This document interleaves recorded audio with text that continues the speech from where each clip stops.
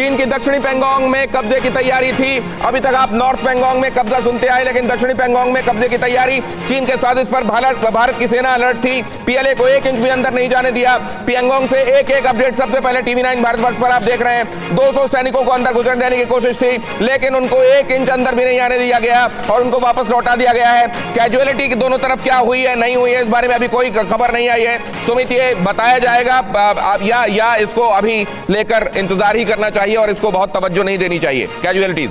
देखिए, कैजुअलिटीज तो हालांकि अभी तक जो रिपोर्ट आई है दिनेश, उसमें कैजुअलिटी की कोई जिक्र नहीं हुआ और ये साफ तौर पर अगर आप मान के चलिए कि ये किसी तरीके की कोई खूनी झड़प नहीं थी, लेकिन भारत ने अलर्ट होकर चीन को वहीं रोक दिया जो चीन ये कोशिश कर रहा था कि वो पहले बन जाएगा, उसके बाद बातचीत होगी और उसके बाद कोई एक्शन होगा। लेकिन भारत ने अगर इस इलाके के अंदर चीन को रोका है तो इसका मकसद मान के चलिए कि चीन कुछ बड़े करने की फिराक में था। और मैं लगातार जिस तरीके से आपको ये बताने की कोशिश कर रहा हूं कि ये कोशिश ये है कि अगर 150 से 200 सैनिक लाए जाते हैं उस इलाके के अंदर, साउथ के अंदर, जहां पर ये स्टैंड ऑफ इतना कभी नहीं हुआ, तो इसका मकसद था कि एक और पॉइंट को खोलना, एक और ऐसा चोकिंग पॉइंट बनाना जहां पर वो भारत से बार्गेन कर सकता है, जहां से वो भारत से कुछ और शर्तें रख सकता है। और यही प्रेशर टैक्टिक्स चीन बहुत लंबे समय से अपना रहा है। लेकिन भारत अलर्ट था, भारत की सेना अलर्ट थी। उन्होंने ना सिर्फ उन स्टेटस को, पोजीशंस को मेंटेन रखा, बल्कि ये भी दिखा दिया कि आप इन इलाकों में घुसपैठ नहीं कर सकते।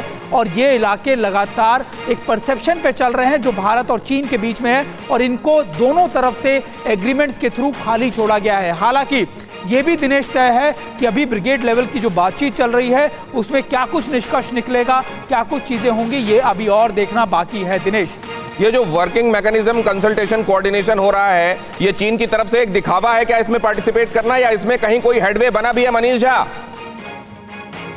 देखिए, अब तक जो WMCC की मीटिंग हुई है उस मीटिंग में मुझे लगता है कि चीन ने बस केवल ये कहा है कि भारत ने अपने पक्ष को बहुत ही खुलकर और स्पष्ट तरीके से रखा है।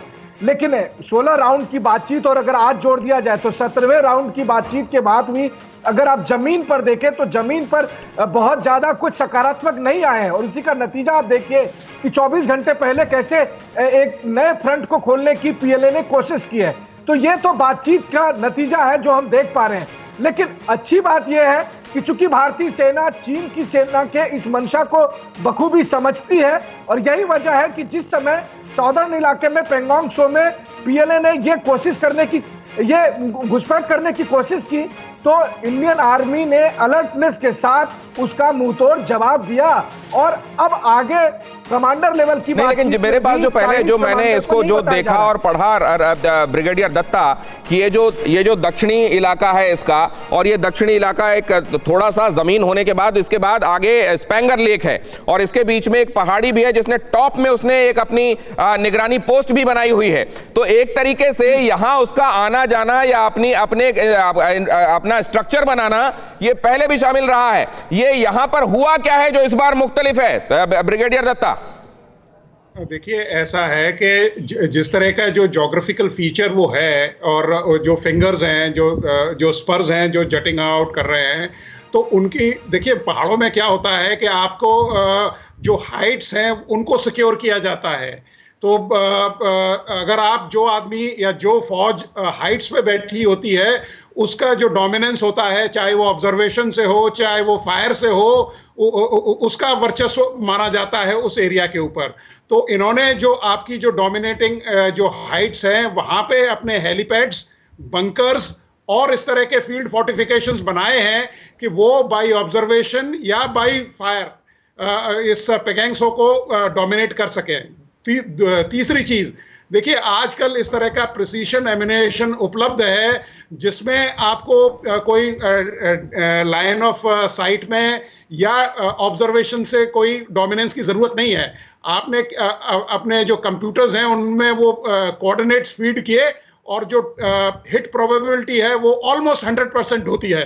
तो लेकिन चीन का इस तरह का जो फील्ड फोर्टिफिकेशंस बनाना, इस तरह के हेलीपैड्स बनाना, इस तरह के फर्म बेसिस बनाना, ये एक चिंता का विषय है और ये दर्शाता है कि वो किसी बड़े ऑफेंसिव की ताक में है और मौका मिलते ही वो इस तरह का कोई ऑफेंसिव हमारे ऊपर लाने की कोशिश करेगा, या हमें जब हम थोड़े से लीस्ट प्रिपेयर्ड होंगे उस समय स्ट्राइक करने की कोशिश करेगा।